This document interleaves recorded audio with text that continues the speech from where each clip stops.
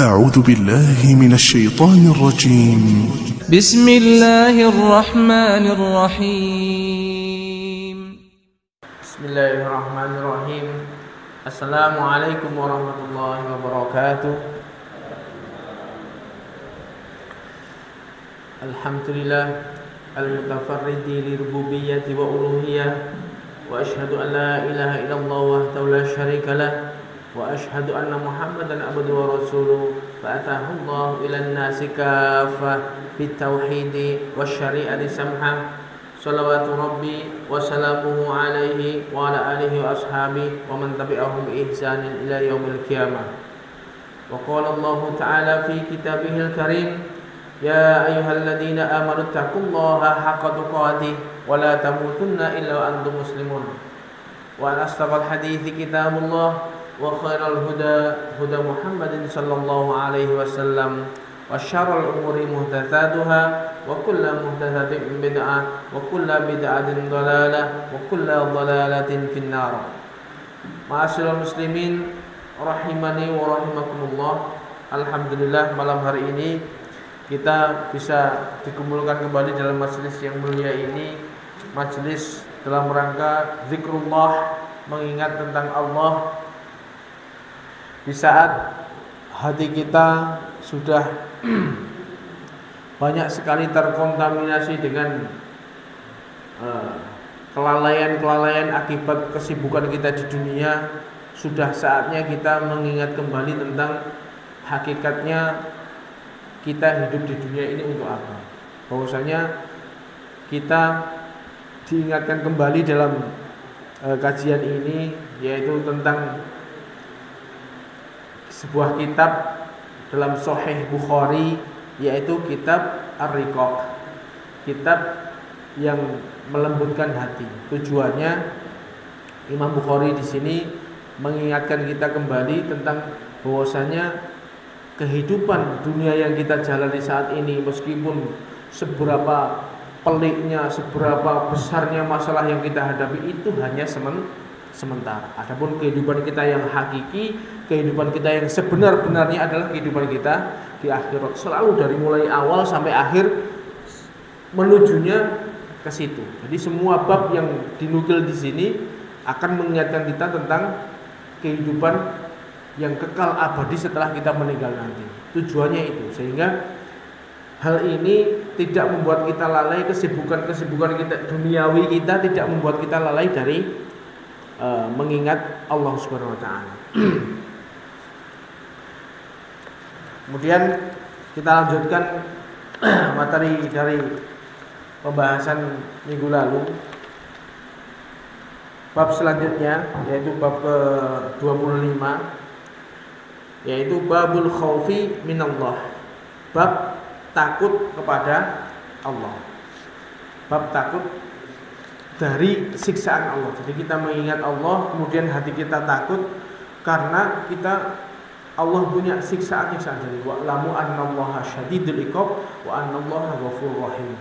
Dalam kita pembahasan kita sebelumnya tentang bagaimana kita menyeimbangkan rasa optimis kita masuk surga dan rasa takut kita terhadap siksaan neraka. Di situ kita tahu sifat-sifat Allah. Allah wa'lamu annallaha syadidul iqab wa annallaha ghafurur rahim. Selain Allah punya sifat ghafurur rahim, Allah Maha Pengampun, Allah mengampuni hamba-hambanya, maka Allah juga punya sifat yang satunya yaitu syadidul iqab. Jadi siksa Allah itu sangat pedih.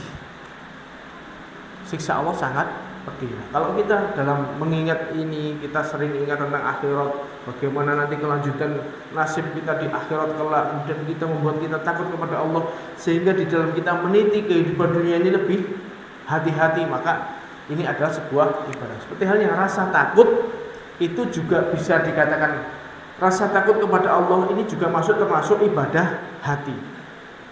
Jadi ibadah hati yang khusus kita berikan kepada Allah. Jadi ibadah, kalau ini namanya ibadah, kita harus berikan khusus kepada Allah. Ini rasa takut kepada Allah. Jadi rasa takut itu ada namanya takut yang tabii, takut yang tabiat manusia seperti itu. Wong ngerti singo wedi itu biasa. Bukan berarti kita ini takut kepada selain Allah, enggak. Kalau kita ngerti singa melayu itu sak wajare. Karena ini takut yang tabiat manusia itu seperti itu. Wong misalnya hati-hati ketika menginjak sesuatu mergone nek kena eri, iki ya lara tenan gitu. Nah, dia lebih berhati-hati, takut terkena mudarat, namanya takut terhadap memang sesuatu yang kita takutkan. Ini enggak apa-apa. Tapi yang namanya takut kepada sesuatu yang gaib, ini harus kita berikan khusus kepada Allah, karena ini bentuk ibadah. Allah berfirman, "Fala takhshawun nas wakhshawn." Jangan kalian takut kepada manusia, takutlah kalian kepadaku. Jadi apapun ancaman manusia untuk menyekutukan Allah, jangan kita hiraukan. Kita harus khusus takut kepada Allah. Nah, kalau ini namanya ibadah, tidak boleh kita berikan kepada selain Allah. Kalau kita betul-betul mengetahui bahwasanya yang mengatur alam semesta ini hanya Allah, maka kita tidak boleh meletakkan rasa takut kita kepada selain Allah. Yang sering terjadi manusia, orang-orang awam itu banyak meletakkan takutnya kepada selain Allah. Memang tidak bisa dibungkiri bahwasanya jin, setan itu bisa memberikan mudarat, tapi mudarat yang diberikan itu tidak akan mungkin bisa diberikan tanpa izin Allah. Jadi betul-betul yang mengatur alam semesta ini, ketika kita tertimpa kemudaratan, kita tertimpa kemanfaatan, ini semuanya datangnya dari Allah. Seandainya betul jin bisa menjadi lantaran kita dapat mudarat, itu semuanya pasti hal itu diizinkan oleh Allah. Misalnya kita melewati tempat yang angker misalnya. Contoh, biasanya wong ini kan kebanyakan dari kita melewati sebuah pohon besar atau mungkin tempat-tempat yang dianggap keramat itu, nyuwun sewu nggih Bang. Ini termasuk kita mendudukkan hati kita dengan meletakkan rasa takut kita kepada, menyerahkan rasa takut kita selain Allah. Ini haram, tidak boleh seperti ini. Karena itu yang namanya takut ini khusus kepada Allah. Kalau kita tahu bahwasanya jin ini nggak bisa mudarat kita pada Allah, kita santai aja, kita punya Allah, kita dekat dengan Allah, kita berdoa, ya Allah selamatkanlah saya, santai. Seandainya pun bisa dimudoroti oleh jin pun itu juga atas izin Allah. Wis takdirnya seperti ini, mau ngapain lagi? Melewati terowongan. Wis, jadi dia betul-betul meletakkan, menundukkan hatinya bahwasanya ini aku orang ini kinggo sing bau reksa kinggo nesu. Nah, ini dia meletakkan rasa takutnya kepada selain Allah, ini tidak boleh. Kita harus betul-betul meletakkan rasa takut kita ini pada Allah, karena takut ini termasuk bentuk ibadah. Kalau takut kita kepada Allah, kita betul-betul takut dengan azab Allah, kita takut kepada Allah, ini dapat pahala. Kalau kita kepada selain Allah tadi namanya syirik, tidak boleh. Paham ya?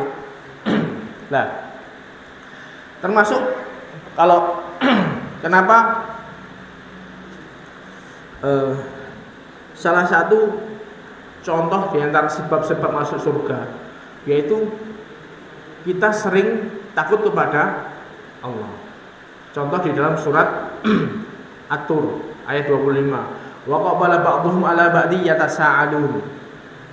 Jadi dulu besok ahli surga. Jadi ketika kita sudah belum masuk surga itu kan surganya di situ orang banyak, yang kita bayangkan bahwa di surga itu tempat segala macam kebahagiaan dan semua yang dipandang di dalam surga itu menyenangkan. Alal araik yang turun ta'rifu fi wujuhim nadratan na'im. Jadi kita di surga itu so leyeh-leyeh dengan melihatnya.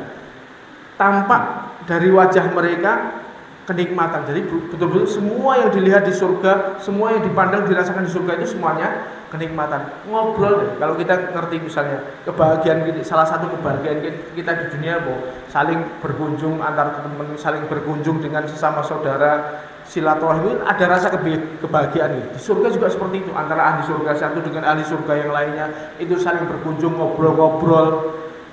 Wa aqbala ba'dhum ala ba'din yatasaalun, mereka berkunjung dengan temannya, ngobrol-ngobrol. Qalu inna kunna qablu fi ahlina musyrikin. Mereka sambil ngobrol sambil nginget-nginget di dunia. alhamdulillah ya kita bisa masuk surga di sini bareng-bareng. Masya Allah luar biasa. Kita ingat nggak dulu waktu kita di dunia itu sering takut kepada Allah. Jadi mereka orang-orang di surga itu ketika dulu di dunia itu sering inna kunna qablu fi ahlina musyfikin. Kita dalam keluarga kami, di dalam ngobrol-ngobrol ketika bersama dengan anak-anak, dengan istri itu sering takut kepada Allah. Le bojo ngene to le iki nek neraka siksaannya besar gini-gini. Jadi kita obrolan kita dengan anak istri kita, dengan keluarga kita itu tentang takut kepada Allah. Bagaimana azab Allah itu sangat pedih, jangan begini, tapi di situ ada ketakutan kita kepada Allah tentang azab Allah. Jadi setelah itu mereka di surga cerita, alhamdulillah Mas Prabu surga ini. Dulu kita di dunia itu sering takut kepada Allah. Makanya kita sering mengisi obrolan-obrolan dengan keluarga kita, dengan anak istri kita dengan rasa takut kepada Allah. Dimotivasi tentang neraka itu loh, yang ojo macam-macam, ojo wani-wani. Ini maksiat jangan sekali-kali dilanggar. Ini semuanya dalam rangka apa? Takut kepada Allah. Pun begitu juga sebaliknya, ahli neraka itu, ahli neraka dulu ketika di dunia, salah satu sebabnya itu karena jarang merasa takut kepada Allah. Dalam surat Al-Insan misalnya, wa amman utiya kitabahu wara'a dhahrihi fasawfa yad'u thubura wa yasla sa'ira innahu kana fi ahlihi masrura. Jadi orang-orang yang menerima catatan amalnya dengan tangan kirinya itu, mereka berteriak disiksa di neraka, innahu kana fi ahlihi masrura. Ben mereka di dunia itu obrolannya kok senang-senang, nang dunia senang-senang. Jarang ingat kepada Allah, jarang mengingat Allah, jarang takut kepada Allah mulu. Akhirnya mereka jegur nang neraka. Kenapa? Jarang ingat kepada Allah, jarang takut kepada Allah. Innahu kana fi ahlihi masrura. Obrolan mereka sehari-hari wis malah mikir gojek-gojekan tok, tanpa sedikit pun ingat kepada Allah, tanpa ada sedikit pun takut kepada Allah. Di dalam obrolan keluarga mereka seperti itu. Anaknya guru seneng-seneng tok, foya-foya dan lain sebagainya. Innahu kana fi ahlihi masrura. Seneng-seneng tok.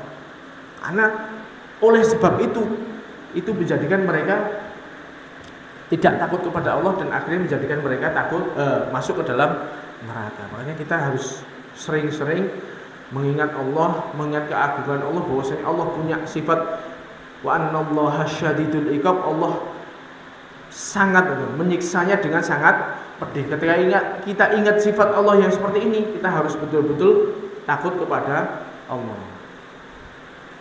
Dan Imam Bukhari membawakan sebuah hadis, dua hadis yang hampir semakna. Hadis yang pertama dari sahabat Hudzaifah bin Yaman. Imam Bukhari berkata, hadatsana Utsman bin Abi Syaibah, hadatsana Jarir an Mansur an Rib'i an Hudzaifah an Nabi sallallahu alaihi wasallam qala, bahwasanya Nabi bersabda, kana rajulun mimman kana qablakum yusi'u dhanna bi amalihi. Jadi dulu ada seorang laki-laki dari orang-orang sebelum kalian, orang-orang Bani Israel zaman dulu, orang dulu. Itu ada seorang laki-laki yang dia yusi'u dhanna bi amalihi. Dia menyangka amalannya itu dia menyangka buruk dengan amalannya. Wong kira di amalan spesial. Senengane maksiat. Dia enggak punya amalan andalan, jadi dia banyak terjerumus ke dalam kemaksiatan. Faqala li ahlihi idza ana mutu fakhuduni fadharuni fil bahri fi yaumin sha'if. Jadi dia saking takutnya, dia tahu bahwasanya orang kalau enggak pernah beramal itu besok diazab oleh Allah. Makanya dia sebelum mati dia meling sama anak-anaknya, le, nduk, besok nek aku mati, fakhuduni fadharuni fil bahri fi yaumin shaif. Sok ben nek aku mati, anu yo, jasadku mbuh dicincang-cincang apa mbuh dibakar, pokoknya dilembutkan, habis itu sebarlah bawalah ke lautan ketika hari yang sangat panas, yang angin kencang, sebar nang kono. Akhirnya fafa'alu bihi, anak turunnya ini yang dibelingi, diwasiati, ya dia mengerjakan. Wis begitu bapaknya mati, terus mbuh dibakar, mbuh dicincang-cincang, terus jadi areng, dibawa ke lautan, disebar ketika angin kencang, disebar di situ. Ben maut, jenazahnya maut, nggak iso dikumpul di. Tujuannya seperti itu. Karena dia takut sama Allah, biar nggak diadab oleh Allah, biar selamat. Caranya ngono iku mau jasadnya disebar. Dan Allah ra iso nglumpuk ning ngarepe ngono. Maksudnya seperti itu. Fajama'ahullah. Ternyata ya bagi Allah itu mudah. Ngomong, wahai angin kumpulkan jasad orang ini, wahai laut kumpulkan jasad orang ini, dikumpulkan seret dari sisi benar. Bangkit. Ditanya dia. Summa qala ma hamalaka 'ala alladhi sana'ta. Wahai laki-laki, wahai rajul, apa motivasimu melakukan seperti ini? Mbok kira aku ora iso ngumpulne kowe. Apa motivasi kamu apa? Qala ma hamalani illa makhafatuk. Wahai Allah, saya tidak melakukan seperti ini kecuali saya takut kepadamu. Dia orang ini, dia nggak punya amalan soleh sama sekali, dia sering terjerumus dalam kemaksiatan, cuman dia punya satu, takut kepada Allah. Ternyata sebab takutnya dia kepada Allah itu, faghfaralah, Allah mengampuninya, insyaallah. Di poin ini hadis yang dari sahabat Hudzaifah. Ada satu lagi, Imam Bukhari bawakan hadis yang satu lagi yang lebih rinci, yaitu dari sahabat Abu Sa'id Al-Khudri. Imam Bukhari berkata, hadatsana Musa, hadatsana Mu'tamir, sami'tu Abi, hadatsana Qatadah an Uqbah bin Abdul Ghafir, an Abi Sa'id Al-Khudri radhiyallahu anhu, an Nabi sallallahu alaihi wasallam, dzakara rajulan. Jadi Nabi sallallahu alaihi wasallam menceritakan seorang laki-laki fi man kana salaf au qablakum. Jadi orang laki-laki ini dari kalangan sebelum kaum Nabi Muhammad, yaitu orang-orang Bani Israel. Atahullahu malan wa waladan, yakni atahu.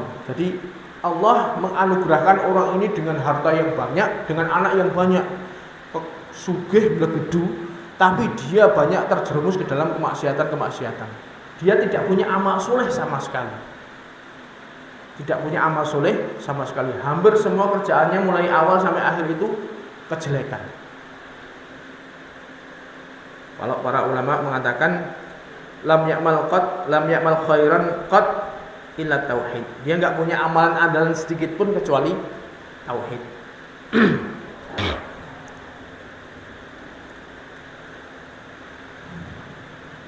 Falamma hudhira, ketika orang ini hampir mati, wis sekarat itu, qala libanihi, dia mengumpulkan anak-anaknya semuanya. Ayu abin kuntu lakum, nak do, menurut kalian saya itu orangnya bagaimana? Qalu khairul abin, engkau adalah bapak yang terbaik. Anggone anak-anaknya menurut versi mereka, karena bapaknya ini dia selain dia wonge bermaksiat, tapi dia kepada anak-anaknya tanggung jawab. Makanya dia, kalau saya ini menurut kalian gimana? Oh, jenengan itu bapak yang baik. Qala fa innahum lam yabta'ir indallahi khairan. Jadi dia menyangka bahwasanya dia tidak punya amal soleh yang bisa diandalkan. Fasarroha Qatadah lam yadahir. Jadi orang ini tidak punya amal yang bisa diandalkan di akhirat sama sekali. Jadi orang ini nggak punya amal soleh belas. Mungkin yo coro konsolat yo ora tau salat kon anu ora tau. Dia nggak punya amal soleh yang bisa diandalkan di akhirat, nggak punya. Wa iyyaqadam 'ala Allah yu'adzibuhu. Seandainya Allah mentakdirkan orang ini, dia menyangka dia pasti diazab oleh Allah. Makanya dia betul-betul takut kepada Allah. Dengan azab Allah itu dia takut. Soalnya dia nggak punya, dia sudah posisi sekarat, dia nggak punya amal soleh yang bisa diandalkan, dan dia menyangka bahwa seandainya dia dimatikan saat itu pasti diazab oleh Allah. Makanya dia karena rasa takutnya itu mendorong dia melakukan sesuatu. Dia nyeluk anak-anaknya, fanduru fa idza mutu fa uhrikuni hatta idza sirtu fahma fastahakuni au qala fashakuni.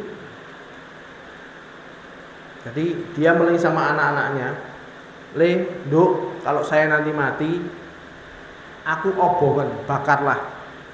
Setelah itu ketika saya sudah jadi arang, tumbuklah arang tersebut. Jasadku itu sudah diarang, ditumbukkan atau cara saya di blender atau dihaluskan. Summa idza kana rihun asif fa'adharuni fiha."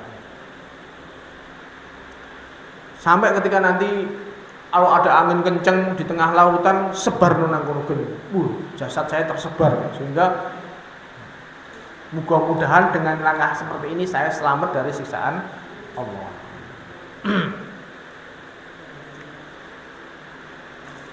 Demo.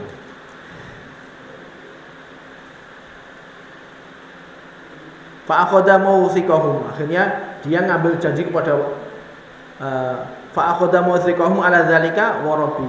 Mereka mengambil janji kepada anaknya itu dengan nama Allah. Demi Allah, soben ngono tenan ya, nduk ya le ya. Akhirnya mereka semua anak-anaknya mereka mengambil janji kepada orang tersebut.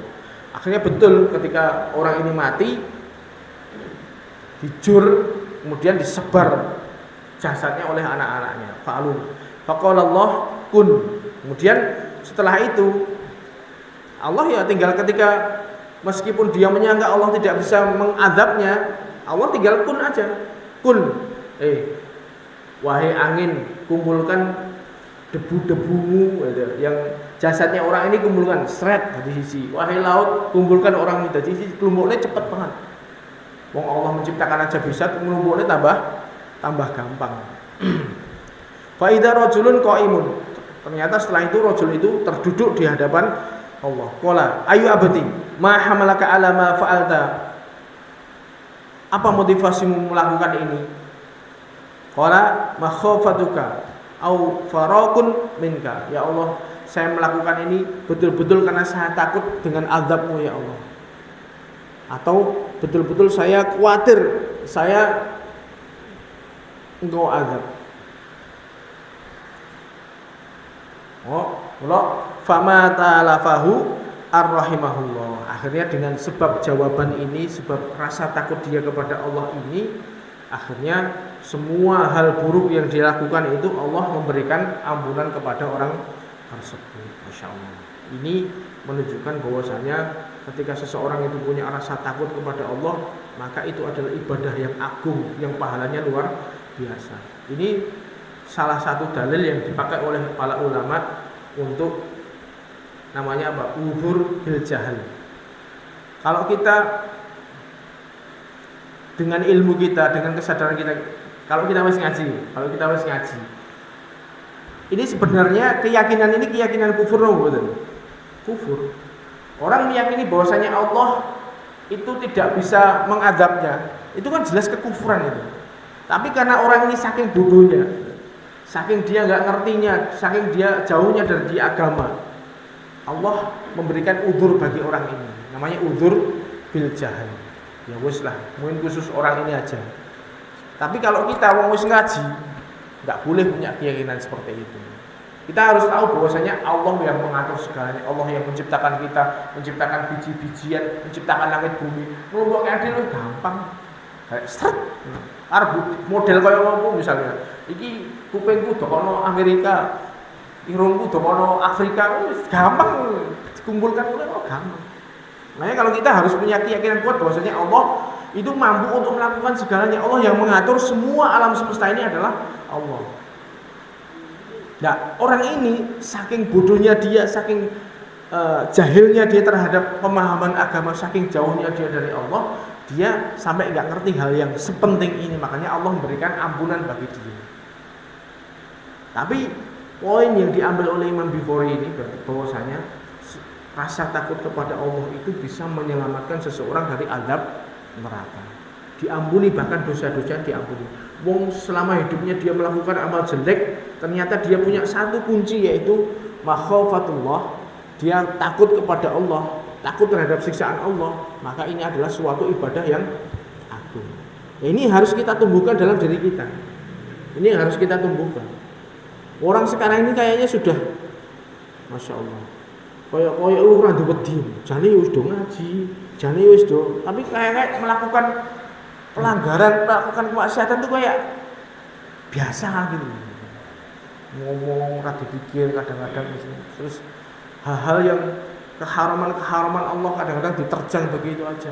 Kalau orang punya rasa takut kepada Allah, bahwasanya Allah, azab Allah itu sangat pedih, maka dia harus betul-betul dia khawatir dengan apa yang menimpa dia di akhirat kelak. Makanya kita harus menumbuhkan rasa ini. Kita jangan, ini orang ini jelas secara apa namanya ya bisa dikatakan kasus ini kita nggak bisa seperti orang ini. Misalnya kita takut kepada Allah terus melakukan ini, belum tentu kita mendapatkan ampunan juga, karena kita wis ngerti, wis ngaji daripada. Nah kalau orang yang ngerti agama, dia hidup di pedalaman, dia nggak ngerti, jauh dari agama, mungkin ada namanya udzur bil jahl, udzur karena kebodohan itu ada. Tapi kita nggak bisa. Tapi poin pokok yang diambil oleh Imam Bukhari bahwasanya kita harus menumbuhkan rasa takut kita kepada Allah agar kita bisa selamat dari siksa Allah. Dengan seperti ini sehingga kita melakukan aktivitas sehari-hari itu lebih hati-hati. Sehingga rodok dirim ketika di situ kira-kira meskipun secara duniawi itu menggiurkan, wah koyo niki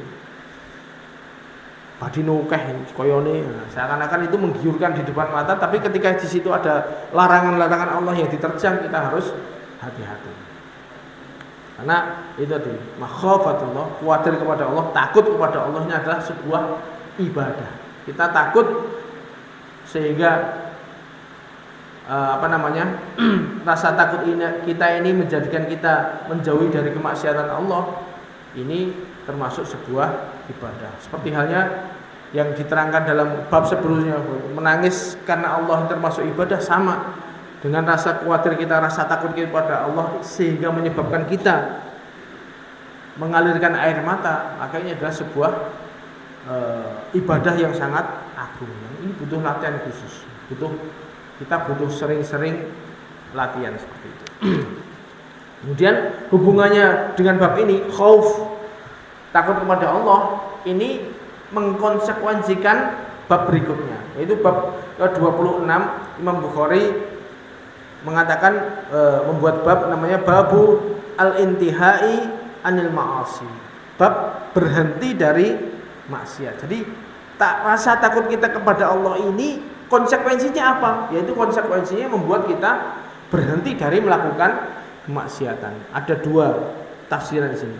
Kita sudah melakukan banyak kemaksiatan, kemudian kita berhenti, atau kita hampir melakukan kemaksiatan lalu berhenti biar nggak melakukan kemaksiatan. Jadi konsekuensi dari rasa takut kita kepada Allah ini mengkonsekuensikan bahwasanya kita akan berhenti dari melakukan kemaksiatan. Yang ini Imam Bukhari membawakan sebuah hadis. 3 hadis.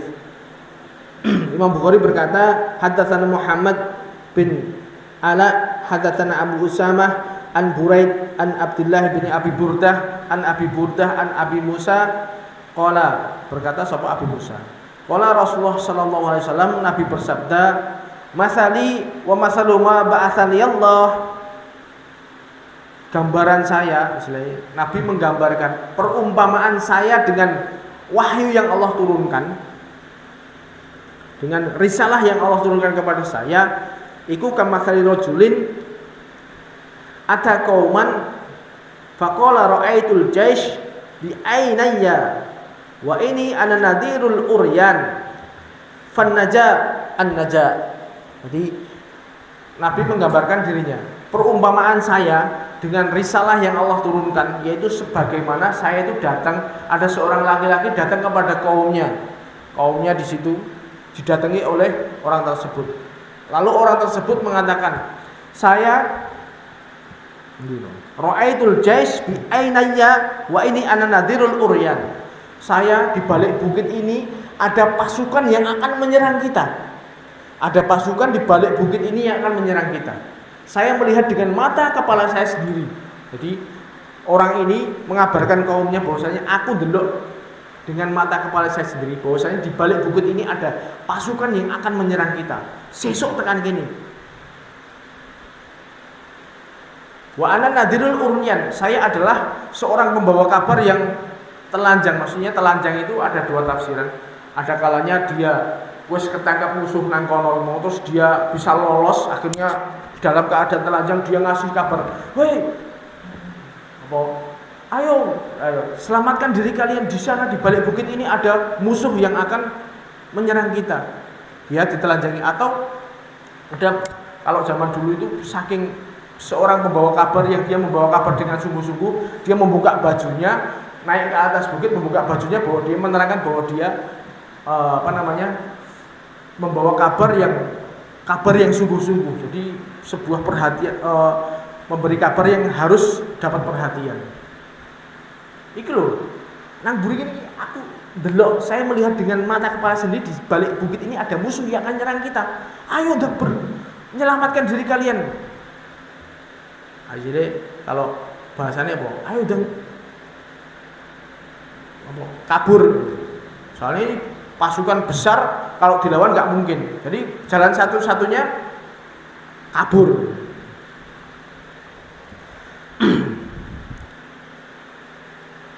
Fanaja anaja, ayo selamatkan diri kalian. Fa'ata'athu ta'ifatun fadlaju ala mahlihim fanajau. Akhirnya dari kaumnya itu yang dikabari oleh orang ini ada sebagian yang taat. Ayo, nang balik bukit situ ada pasukan, ayo kita pergi aja. Akhirnya dia melipir malam-malam dengan tenang. Akhirnya mereka menyelamatkan diri, pergi di malam hari dan mereka selamat. Sebagian dari mereka seperti itu, dikabari nek mburi nek pasukan, mereka melipir menyelamatkan diri dan akhirnya mereka betul-betul selamat. Ternyata wakadzabahu ta'ifatun fasabbahahum muljaish fajtahahum. Sebagian lagi gedabrus rasa digagas. Sebagian mereka nggak percaya dengan kabar orang ini, makanya sekarang aku kurang andel. Mereka santai-santai aja. Ternyata betul pagi-paginya pasukan datang menghancurkan mereka. Jadi ada rojul pembawa kabar ini ngasih tahu bahwasanya ada musuh yang nyerang. Sebagian taat, yang taat ini selamat, yang nggak taat yo ajur tenang. Ini gambarannya Nabi dan risalah yang disampaikan oleh Nabi. Nabi Muhammad sebagai pembawa risalah, dan risalah yang beliau sampaikan mengatakan bahwasanya itu di depan kalian besok setelah kalian mati itu ada neraka di depan kalian jika kalian melakukan kejelekan-kejelekan. Nah, ternyata ini gambaran yang kita bisa, biar kita tuh gambar enak nerimanya. Nek taat dengan yang dikabarkan Nabi dengan Al-Quran, ayat-ayat Al-Quran tentang bagaimana keharaman-keharaman yang Allah cantumkan dalam Al-Quran, dalam hadis juga banyak.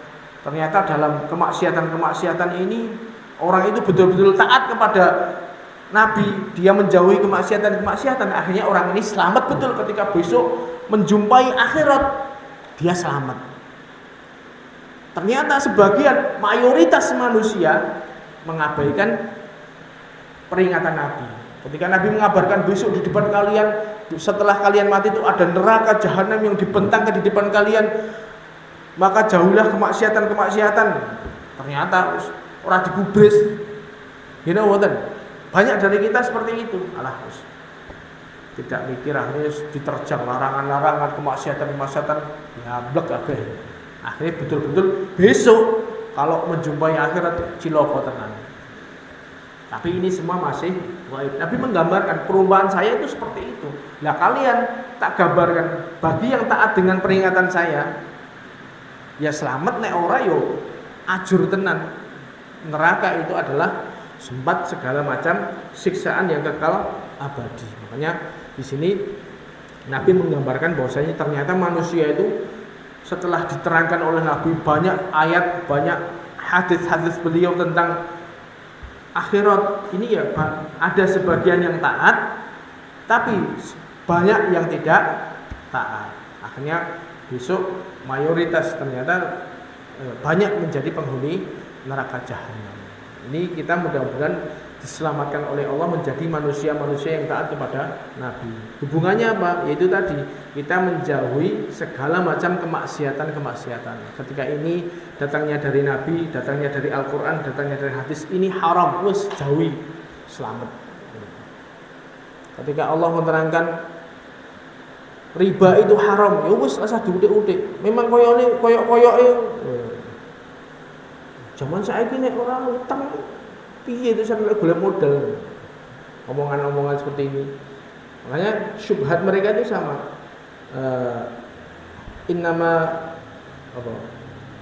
Mereka mengatakan bahwasanya riba kalau dodol riba dengan jual beli itu sama. Podo-podo mengambil selisih, tapi hakikatnya berbeda. Ini adalah syubhat. Ketika sudah diharamkan oleh Allah, ya udah jauhi.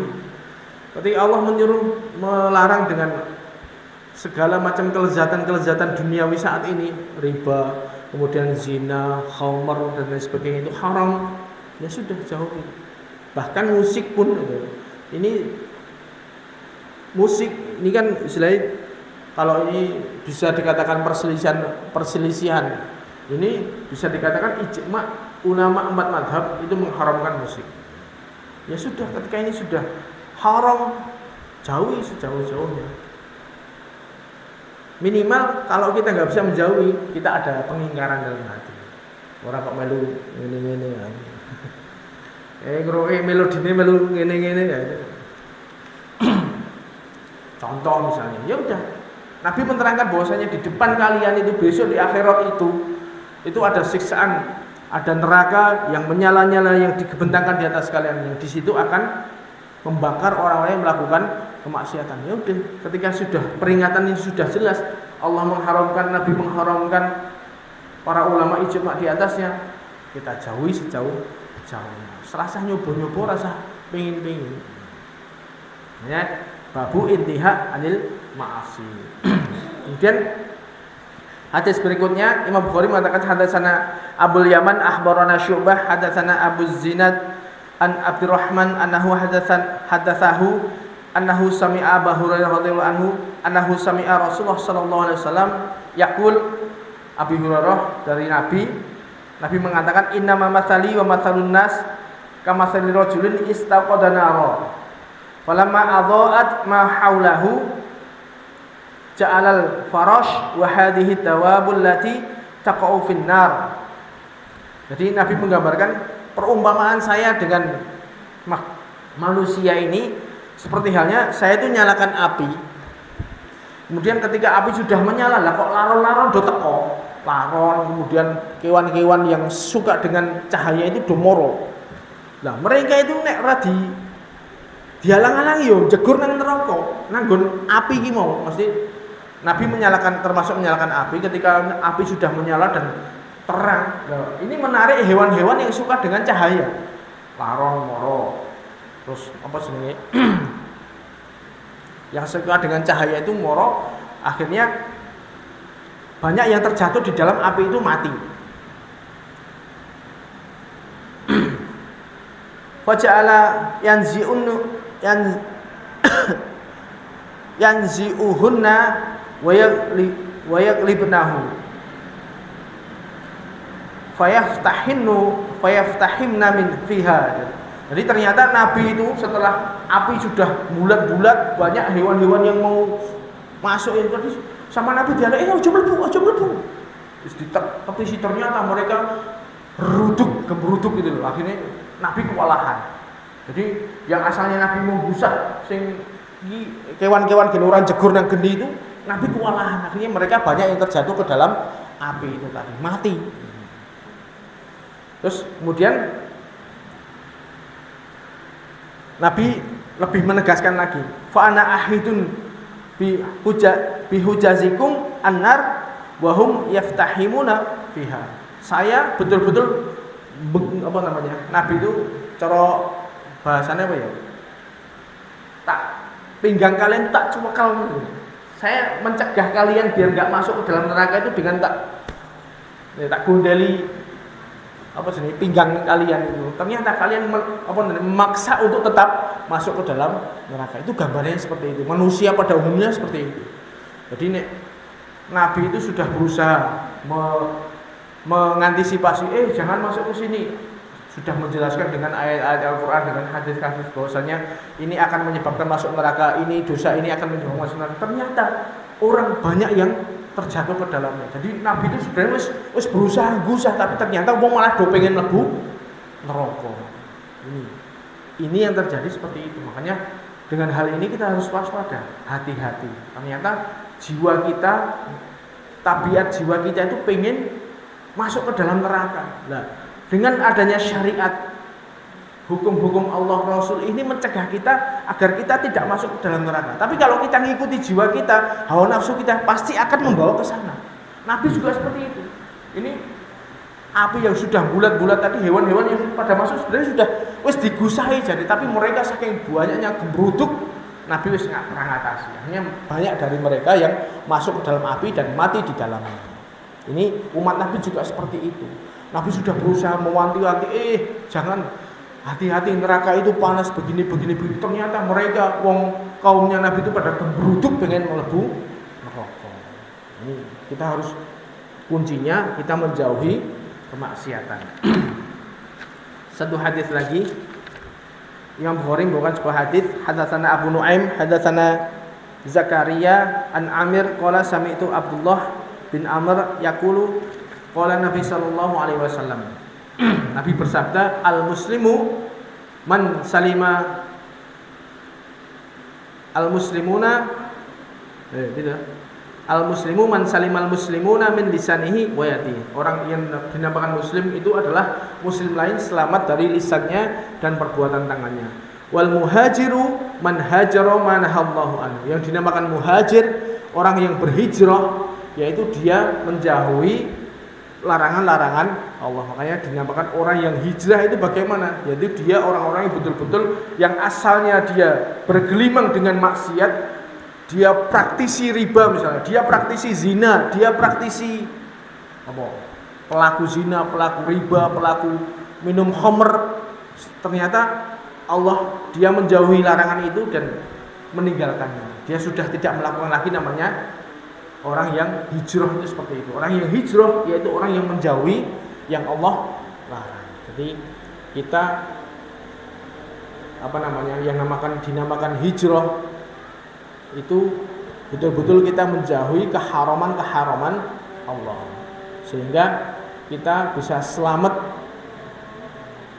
dunia dan akhirat.